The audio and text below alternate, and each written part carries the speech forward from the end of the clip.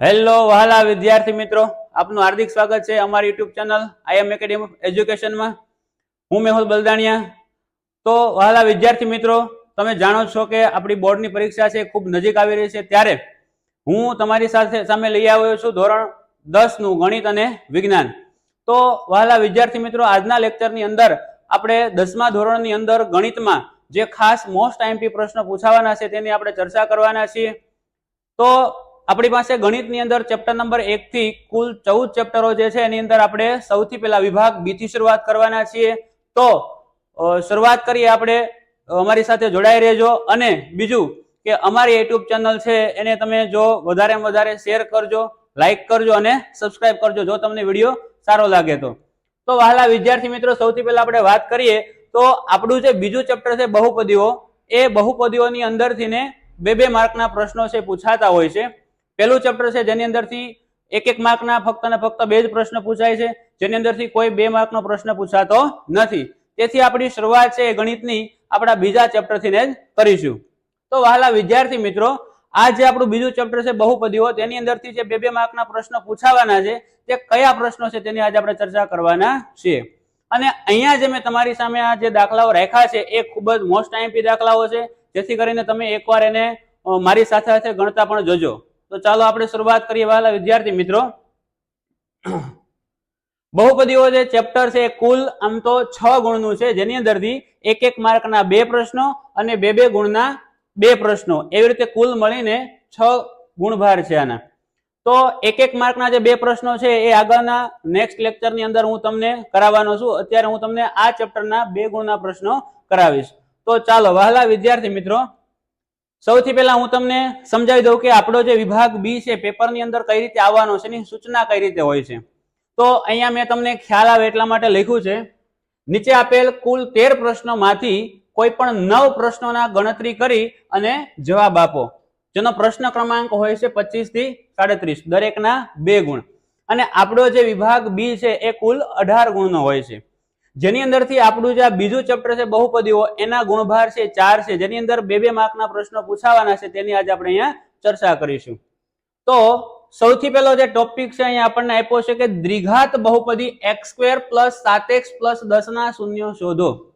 વિદ્યાર્થી મિત્રો, આ ચેપ્ટર તમે ઓલરેડી ધોરણ 9 ની અંદર ભણી ગયા છો, તેનું જ અહીંયા પાછું પુનરાવર્તન થાય છે. એટલે હું આશા રાખું છું કે તમને બધાયને આ બહુપદીઓના શૂન્ય મેળવતા આવડતું જ હશે.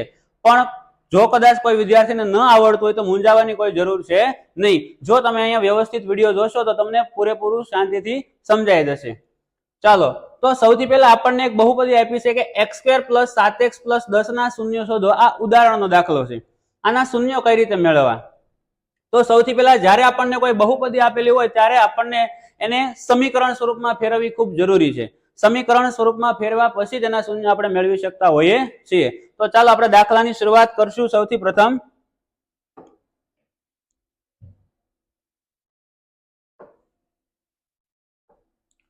ચાલો, તો x² + 7x + 10 = 0.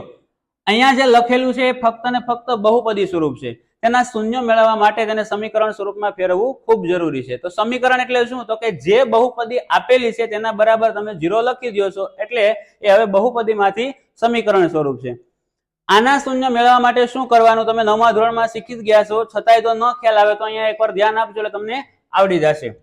વિદ્યાર્થી મિત્રો, અહીંયા આપણી પાસે જે દ્વિઘાત બહુપદી છે તેની અંદર 3 સ્ટેપ આપેલા છે, મતલબ કે 3 પદ આપેલા છે. પહેલું પદ જે છે x², બીજું પદ છે 7x અને ત્રીજું પદ છે 10. તો સૌથી પહેલા તમારે આના અવયવ પાડવાના છે. અવયવ પાડવા માટે આપણે શું કરીશું? તો કે સૌપ્રથમ જે પહેલું અને છેલ્લું પદ છે એનો આપણે ગુણાકાર કરવાનો છે. પહેલા અને છેલ્લા પદનો ગુણાકાર ન કરવો હોય તો ફક્ત ને ફક્ત તેના સહગુણકોનો અવયવ ગુણાકાર કરશો તો પણ તમને એના શૂન્ય મળી જશે. તો વિદ્યાર્થી મિત્રો, જો અહીંયા કાંઈ પણ સહગુણક ન હોય તો એક તો કહેવાય. તો અહીંયા હું થોડું રફ કામ કરું છું, તમને ખ્યાલ આવે સમજાય એટલા માટે. તો x² નો સહગુણક છે 1 અને છેલ્લું પદ છે આપણું 10.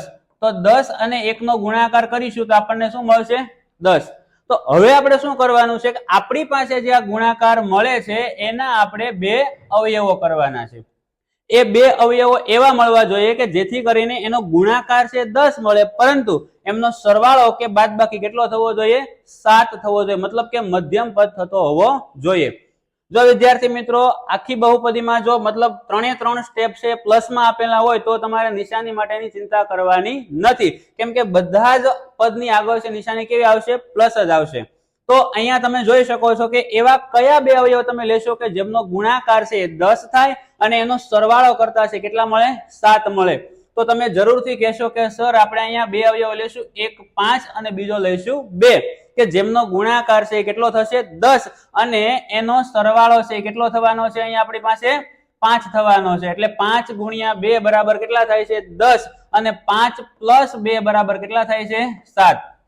તો બસ આટલું જ આપણે ફક્ત ને ફક્ત કરવાનું છે. પહેલું પદ છે x², જે મધ્યમ પદ છે એના આપણે બે અવયવો લીધા 5 અને 2, તો એનું આપણે વિભાજન કરીશું. 7x જે લખેલું છે એમની જગ્યાએ આપણે લખીશું 5x પ્લસ 2x અને પ્લસ આ પહેલા ને છેલ્લા પદને આપણે કાંઈ કરવાનું છે નહીં, એને એમનામ જ રાખવાનું છે.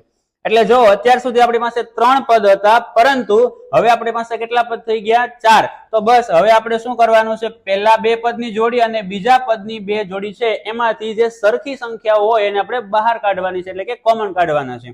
તો આ બંનેની અંદર તમે જોવો તો બંનેમાં x છે કોમન છે, તો x ને જો કોમન કાઢી લઈએ તો આપણી પાસે અહીંયા વધે શું? x² માંથી x બાર કાઢીએ એટલે આપણી પાસે એક x વધશે.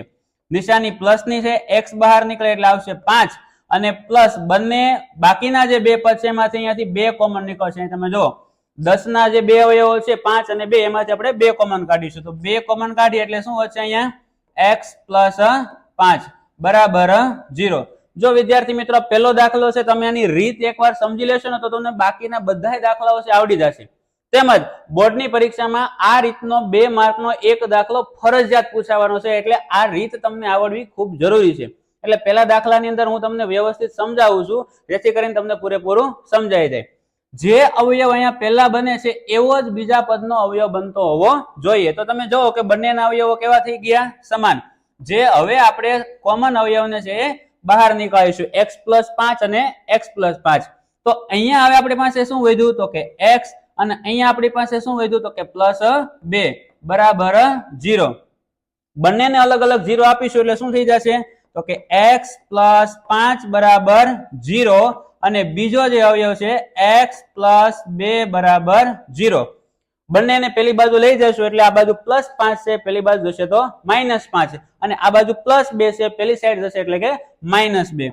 તો x બરાબર -5 અને અહીંયા આપણને મળશે x બરાબર -2. તો આ રહ્યા આપણી દ્વિઘાત બહુપદીના બે શૂન્ય. કેવું લાગ્યું વહાલા વિદ્યાર્થી મિત્રો? જો તમને દાખલો ઈઝી લાગતો હોય તો કોમેન્ટ બોક્સની અંદર જરૂરથી જણાવજો, જેથી કરીને તમને કઈ રીતે સમજાવવું એનો પણ મને ખ્યાલ આવે. તો આપણો જે પહેલો દાખલો છે પૂરો થયો, જેના બે શૂન્યો છે, x બરાબર -5 અને બીજું છે x બરાબર -2. ચાલો બીજો દાખલા તરફ આપણે જઈશું.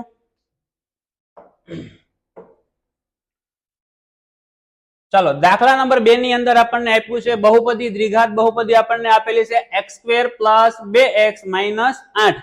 ચાલો તમે સાથે સાથે ગણતા પણ જોશો જેથી કરીને તમને ખ્યાલ આવે કે કઈ રીતે અવયવો મળવાના છે. હમણાં કીધું એમ સૌથી પહેલા આપણે શું કરવાનું? તો કે જે બહુપદી આપેલી છે એના બરાબર આપણે શું લઈ લેશું? તો કે એના બરાબર આપણે લઈ લેશું 0. ચાલો વેરી ગુડ. બીજા સ્ટેપ ની અંદર આપણે શું કરીશું? તો કે પહેલા અને છેલ્લા પદનો ગુણાકાર. તો અહીંયા રફમાં બતાવું છું તમને ખ્યાલ આવે એટલા માટે. પહેલું પદ આગળનો સહગુણક છે 1, છેલ્લું પદ અહીંયા નિશાનીનું ધ્યાન રાખજો ભૂલ ન થાય. છેલ્લા પદની અંદર આપણને નિશાની આપેલી છે -8. બંનેનો ગુણાકાર કરીશું એટલે કેટલો થશે? -8. ચાલો -8 ના એવા બે અવયવો લઈશું કે જેથી કરીને ગુણાકાર એનો -8 થાય, પરંતુ સરવાળો કે બાદબાકી કરતા કેટલા થાય? +2. તમે ખૂબ સારી રીતે જાણો છો. 8 ના અવયવો જોશો તમને એમાં ખબર પડી જશે. પહેલો અવયવ અહીંયા આપણે લઈશું 4 અને બીજો અવયવ લઈશું 2. પરંતુ જો ગુણાકાર કરશો તો 8 આવી જશે, પણ એ 8 કેવા આવવા જોઈએ? તો કે માઇનસ આવવા જોઈએ. જ્યારે ગુણાકાર માઇનસ આવતો હોય ત્યારે એક અવયવ પ્લસ આવશે અને એક અવયવ કેવો આવશે? માઇનસ. હવે એક અવયવ પ્લસ કે માઇનસ એ મોટો અવયવ લેવો કે નાનો, જેનો આધાર છે અહીંયા વચ્ચેના પદ ઉપર રહેશે. જો અહીંયા વચ્ચેનું જે પદ છે ને ત્યાં નિશાની કેવી છે? પ્લસ ની છે. તો તમારે શું કરવાનું છે? જે મોટી સંખ્યા છે એને કેવી રાખવાની છે? પ્લસ રાખવાની છે, એટલે કે આપણે 4 ને કેવા રાખીશું પ્લસ અને 2 ને કેવા રાખીશું માઇનસ. મળી ગયા બે અવયવો. ચાલો એ લખી દઈએ. પહેલું પદ છે તેની અંદર કાંઈ ફેરફાર કરવાનો નથી. બીજું જે વચ્ચેનું પદ છે તેની જગ્યાએ આપણે શું લખવાનું આવે તો કે plus 4x minus 2x minus 8 બરાબર 0. ઓકે, ચાલો પેલા જે બે પદ છે એમાંથી કોમન શું નીકાળીશું તો કે x કોમન નીકળશે, એટલે વચ્ચે શું આપણી પાસે તો કે x પ્લસ 4. બીજા જે બે પદ છે જેની અંદર તમે જોવો કે બેમાં નિશાની આગળ માઇનસ ની છે, જેને આપણે શું કરશું કોમન કાઢી દઈએ. એના સિવાય બીજું શું કોમન નીકળશે બંનેમાંથી 2, તો 2 કોમન કાઢીએ એટલે વધે શું તો કે x પ્લસ 4 બરાબર શું આવશે 0. બંનેમાં સામાન્ય અવયવ કયો થઈ ગયો તો કે x પ્લસ 4, એટલે આપણો બીજો અવયવ શું બની ગયો તો કે x માઇનસ 2 બરાબર 0. બંનેને અલગ અલગ 0 આપીશું એટલે x પ્લસ 4 બરાબર 0 અને x માઇનસ 2 બરાબર 0. 4 અને 2 બંનેને પેલી સાઈડ લઈ જશું એટલે શું થઈ જશે નિશાની બદલાઈ જશે, એટલે કે x બરાબર માઇનસ 4 અને x બરાબર પ્લસ 2, જે આપણી માંગેલ દ્વિઘાત બહુપદીના શું થઈ ગયા શૂન્ય. ચાલો વિદ્યાર્થી મિત્રો આવડી ગયું હશે તમને, હું આશા રાખું છું. આગળના દાખલા તરફ જઈએ આપણે. ચાલો દાખલા નંબર 3. અહીંયા હું તમને આજે 4 થી 5 દાખલા ગણાવવાનો છું, જે બોર્ડની પરીક્ષા માટે ખૂબ જ અતિ મહત્વના અને આઈએમપી દાખલા છે. જો દાખલા નંબર 3 છે આપણી પાસે. આ દાખલો બોર્ડની પરીક્ષામાં પૂછાયેલો છે, પણ આ દાખલાની અંદર થોડાક વિદ્યાર્થી મિત્રો છે અટવાઈ જાય છે, ખાસ કરીને પેલા રકમને જોતા નથી. કેવી રીતે તો વિદ્યાર્થી મિત્રો સૌથી પહેલા અહીંયા આપણને જે રકમ આપેલી છે ને એની અંદર તમે જોવો તો તમને ખ્યાલ આવશે કે જે પદ આપેલા છે ને એને ખાસ ધ્યાનથી લેવાના છે કે એ જે પદ છે ક્રમમાં ગોઠવેલા હોવા જોઈએ. અહીંયા તમે જો પહેલું પદ છે એ 6x² છે, પરંતુ એના પછીનું જે સ્ટેપ છે એ અચળ બહુપદી છે, મતલબ કે અચળ પદ છે. જે કેવું હોવું જોઈએ એના પછીનું પદ છે એ x વાળું પદ હોવું જોઈએ. તો એને આપણે સૌથી પહેલા ક્રમમાં લખી નાખશું. 6x² માઇનસ 7x માઇનસ 3 બરાબર 0. હવે જો તમે આના અવયવ પાડશો તો સરળતાથી મળી જશે. ચાલો શું કરવાનું હમણાં કીધું એમ તમને. પહેલું પદ તો આપણે શું કરી દીધું, પહેલું સ્ટેપ બરાબર લઈ લીધું 0. હવે બીજા સ્ટેપમાં આપણે શું કરવાનું છે, પહેલા અને છેલ્લા પદનો ગુણાકાર. પહેલું પદ આપણી પાસે છે 6, બીજું પદ આપણી પાસે મતલબ કે અંતિમ પદ આપણી પાસે છે માઇનસ 3. તો 6 તેરીને 18, પરંતુ 18 કેવા આવશે માઇનસ 18 ના મેળવીશું આપણે બે અવયવો. કેવા બે અવયવો કે જેથી કરીને ગુણાકાર કેવો મળે માઇનસ 18 અને સરવાળો કે બાદબાકી કરતા કેટલા મળે માઇનસ 7. તો તમને ખ્યાલ આવી જ ગયો હશે કે 18 ના એવા કયા બે અવયવો છે કે જેથી કરીને એનો ગુણાકાર માઇનસ 18 થાય, પરંતુ સરવાળો બાદબાકી કેટલો થાય માઇનસ 7. તો આપણી પાસે એ અવયવો છે 9 અને 2. હમણાં આની પહેલાના દાખલામાં મેં તમને કીધું હતું કે જ્યારે નિશાની માઇનસ ની હોય ત્યારે એક પદ છે માઇનસ આવશે અને એક પદ કેવું આવશે પ્લસ આવશે. તો જો અહીંયા વચ્ચેનું પદ છે માઇનસ છે, તો મોટા પદને આપણે કેવી નિશાની આપીશું માઇનસ ની. તો મોટું પદ અહીંયા કોણ કહેવાય 9. ઓકે, મળી ગયા બે અવયવો. લખી દઈએ અહીંયા. પહેલા પદમાં કાંઈ કરવાનું નથી. જે બીજું પદ છે તેની અંદર આપણે શું લખીશું minus 9x plus 2x minus 3 બરાબર 0. પહેલા બે માંથી શું કોમન નીકળશે તો કે 3 દુ 6 અને 3 તેરી 9. બંનેમાં 3 કોમન છે જેને આપણે બહાર કાઢી લેશું અને એની સાથે બીજું નીકળશે આગળ x. તો 3x બહાર કોમન કાઢશું એટલે વચ્ચે શું અહીંયા તો કે x માઇનસ 3. જે અવયવ અહીંયા બને છે એવો જ અવયવ આગળ બનતો હોવો જોઈએ. જો આવી રીતે લખશો તો મિસ્ટેક થશે. તમે અહીંયાથી 3 કોમન કાઢી લીધા, પરંતુ 6 ના જે બે અવયવો છે 3 દુ 6, તો 3 ને તમે કોમન કાઢ્યા તો અહીંયા બાકી કોણ રહી ગયો 2, એટલે શું થઈ ગયું 2x માઇનસ 3. તો અહીંયા એવો સેમ ટુ સેમ અવયવ છે જ, એટલે આપણે કઈ કરવાની જરૂર નથી. અને જ્યારે કાંઈ અવયવ કોમન ન નીકળતો હોય ત્યારે ખાલી ફક્ત ને ફક્ત કેટલા લખી દઈશું 1, એટલે સેમ અવયવ થઈ ગયો 2x માઇનસ 3 બરાબર 0. બંનેમાં જે સામાન્ય અવયવ છે ને બહાર લઈ લઈએ એટલે કે 2x માઇનસ 3, એટલે બીજો અવયવ થઈ ગયો આપણી પાસે 3x પ્લસ કેટલા થઈ ગયા 1 બરાબર 0. બંનેને અલગ અલગ શૂન્ય આપીશું એટલે 2x માઇનસ 3 બરાબર 0 અને 3x plus 1 equal to 0. x ને સૂત્રનો કરતા બનાવીશું એટલે શું થશે x બરાબર આ બાજુ માઇનસ 3 છે પેલી બાજુ જાય તો પ્લસ 2 અહીંયા ગુણાકારમાં છે પેલી બાજુ જાય એટલે ભાગાકારમાં, એટલે આ થઈ ગયો પહેલો શૂન્ય. અને બીજો શૂન્ય શું થશે તો કે આ બાજુ x ને સૂત્રનો કરતા બનાવી, આ બાજુ પ્લસ 1 છે પેલી સાઈડ જશે એટલે કે માઇનસ 1 અને 3 ગુણાકારમાં છે પેલી બાજુ જશે એટલે કે ભાગાકારમાં. તો આ મળી ગયા આપણા બે શૂન્ય. તો મારા ખ્યાલથી તમે 3 દાખલા ગણ્યા છે એટલે હવે તમને બાકીના દાખલાઓ છે પણ આવડી ગયા હશે, એકદમ ઈઝી છે. ચાલો આગળ વધીએ. ચાલો વિદ્યાર્થી મિત્રો, આ દાખલો છે હું તમને હોમવર્કમાં આપું છું, તમારે જાતે ગણવાનો છે. એકદમ ઈઝી દાખલો છે અને બોર્ડની પરીક્ષામાં પૂછાઈ શકે એવો દાખલો છે. તમે એકવાર જાતે ગણશો તો તમને ચોક્કસ આ દાખલો આવડી જશે. એટલે હું આશા રાખું છું કે આ દાખલો છે તમને હવે જાતે આવડી ગયો હશે, એટલે હું તમને આ દાખલો છે એ હોમવર્કમાં આપું છું. ચલો હજી એક અલગ રીતનો એક દાખલો છે જેના વિશે આપણે ચર્ચા કરી લઈએ કે જો આવો દાખલો આવે તો શું કરવાનું. આવા બીજા 2-3 દાખલા સ્વાધ્યાયમાં પણ આપણને આપેલા છે. આની અંદર વિદ્યાર્થી મિત્રો ફરક એટલો છે કે આની અંદર જે વચ્ચેનું પદ છે આપણને આપવામાં આવેલું નથી, જેથી કરીને વિદ્યાર્થી મિત્રો છે ગભરાઈ જતા હોય છે કે આના અવયવો આપણે કઈ રીતે લઈશું. પરંતુ આ દાખલો ખૂબ જ ઈઝી છે, અહીં આપણે કાંઈ કરવા નથી. સૌથી પહેલું સ્ટેપ આપણા નિયમ પ્રમાણે સૌથી પહેલા આપેલ બહુપદીના બરાબર શું લઈ લેશું? 0. વિદ્યાર્થી મિત્રો તમે એક સૂત્ર શીખી ગયા છો, આવું આપણે આગળના ધોરણમાં પણ ભણી ગયા છે, ધોરણ 8 અને 9 ની અંદર. એ સૂત્ર છે આપણી પાસે a² - b² બરાબર, જેના બે અવયવો થશે a + b કૌંસમાં a - b. તો જો વિદ્યાર્થી મિત્રો અહીંયા t² મતલબ a નો વર્ગ તો છે જ, નિશાની માઇનસ ની પણ છે, પણ જે b નો વર્ગ છે તો એ વર્ગ બનાવવા માટે આપણે જે 15 લખેલા છે એની જગ્યાએ આપણે શું કરી દઈશું? વર્ગ બનાવવા માટે એને આપણે લખી દઈએ વર્ગમૂળમાં અને આખા કૌંસની ઉપર શું લખી દઈશું? વર્ગ. તો જો વિદ્યાર્થી મિત્રો હવે આ સૂત્ર જેવું બની ગયું. તો હવે એના બરાબર આપણે અવયવો શું લખી શકીશું? તો કે પહેલો અવયવ છે a + b, તો અહીંયા આપણે પહેલો અવયવ લખીશું t + વર્ગમૂળમાં 15 અને બીજો અવયવ શું લખીશું આપણે? t - વર્ગમૂળમાં 15. તો આ બાજુ જે 15 છે એને પેલી સાઈડ લઈ જશું એટલે શું થઈ જશે? તો કે પ્લસ હશે તો માઇનસ થઈ જશે, ને માઇનસ હશે તો શું થઈ જશે? તો કે પ્લસ. તો t બરાબર -વર્ગમૂળમાં 15 અને t બરાબર +વર્ગમૂળમાં 15. એકદમ ઈઝી છે. આના સિવાય હું તમને બીજી એક રકમ આપું છું, તમારે જાતે ગણવાનો છે. માની લો કે અહીંયા t² - 15 છે, એના બદલે હું એમ લખી દઉં કે x² - 3 હોય તો આના અવયવ આપણને શું મળશે? આ દાખલો તમારે જાતે હોમવર્કમાં ગણવાનો છે, તમને આવડી જશે.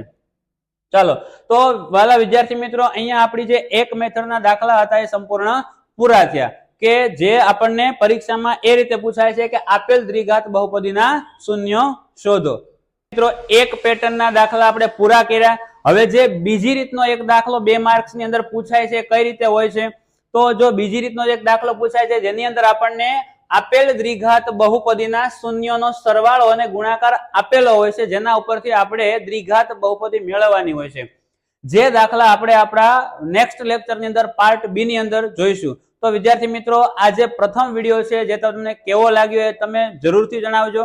અને જો તમને સારું લાગ્યું હોય, આ દાખલા છે પૂરેપૂરા સમજાઈ ગયા હોય અને તમને મહત્વના દાખલા લાગતા હોય તો અમારી યુટ્યુબ ચેનલને એકવાર લાઈક, શેર અને સબસ્ક્રાઇબ જરૂરથી કરજો. અને તમારા ધોરણ 10 ની અંદર અભ્યાસ કરતા બીજા વિદ્યાર્થી મિત્રો હોય તેના સુધી પણ પહોંચાડશો. અને હું તમને ખાતરી આપું છું કે જો તમે અમારી યુટ્યુબ ચેનલ સાથે જો જોડાયેલા રહેશો તો તમને તમામ વિભાગની અંદર પૂરેપૂરા માર્ક્સ મળશે. અને આ વિભાગ બી જે આપણે શરૂઆત કરી છે એને તમે પૂરેપૂરો વિડીયો જોશો તો તમને 18 માંથી 18 પૂરા માર્ક મળશે, જેની ગેરંટી હું તમને આપું છું. પણ આ વિડીયોને તમારે એકવાર વ્યવસ્થિત રીતે જોવો પડશે અને એની સાથે સાથે એ દરેક દાખલાને તમારે ગણવો પણ પડશે. તો અહીંયા સુધી આપણે રાખીશું, મળીશું પાછા આપણે નેક્સ્ટ લેક્ચરની અંદર.